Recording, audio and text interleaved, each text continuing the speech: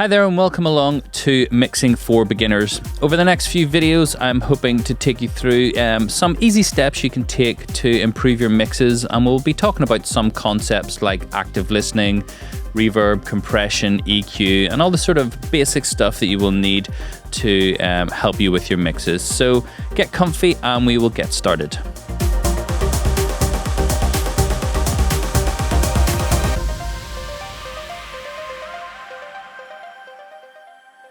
So what is active listening and why is it important? Well, basically the mixing process goes something like this. You assess your sounds, you make a decision, and then you implement some change using techniques that you've learned.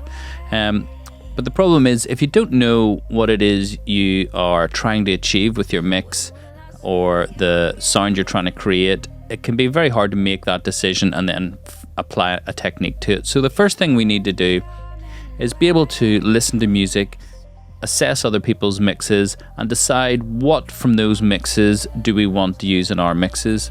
And so this is where critical listening and trying to break apart tracks and understand how they're made is so important. There's various parameters that you want to listen to in a track that sort of make up the different aspects, and we're going to go through these now. Probably the most obvious one is balance, and this is just the relationship of volume between the different sounds in the mix.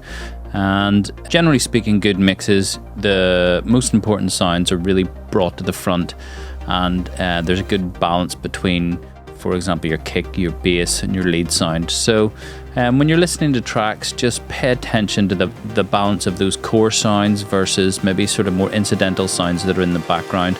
A lot of sort of beginner mixes you can hear that they're trying to make everything as loud as each other, and that doesn't work. You have to really decide what are the sort of key aspects of your mix and what areas do you want to push to the front.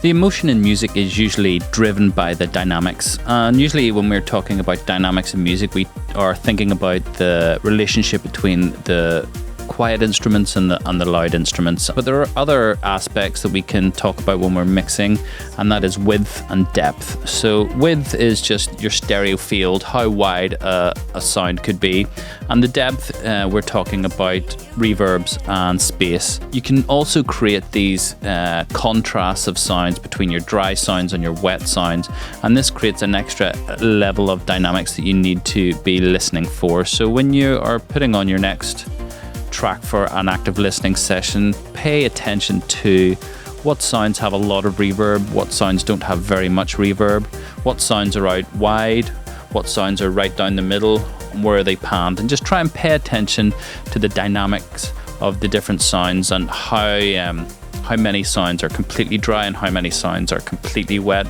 and if there's ones in between, and how wide that dynamic range of contrast is. Thanks everybody for watching, commenting, and indeed liking. We really do appreciate all the support we get here on our Sonic Academy YouTube channel. So if you found this video super useful, please, we'd love you to hit the subscribe button. We update the YouTube channel every week with new content. And if you want to watch some more relevant content, just click on the videos beside me.